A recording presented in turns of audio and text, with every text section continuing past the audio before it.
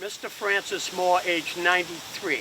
He was one of the few daring individuals concerned in the celebration act of throwing over the tea in Boston Harbor at the commencement of the Revolutionary struggle, and was distinguished on that occasion by appearing openly and without disguise, while his comrades were disguised mostly as Indians.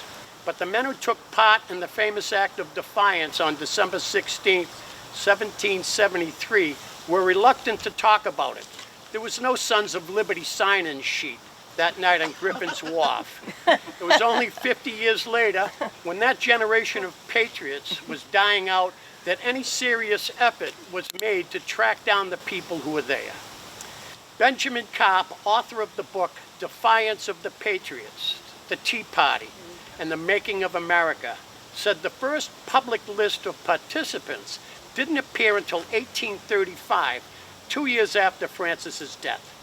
With a nation newly anxious to celebrate them, it should be no surprise that the tea tossers seem to come out of the woodwork. Not only does he quote from the obituary, Francis's name appears on the list of the participants in the book's appendix. The couple's remains were reinterred in Isaiah's plot, which is here, overlooking the city. Francis's epitaph reads, "One of the revolutionary patriots who, undisguised, assisted in the throwing of tea into Boston Harbor.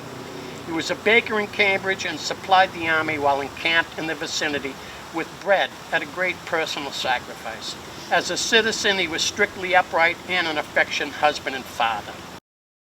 Visit lyntv.org/news for videos, press releases, interviews, and more, all for free.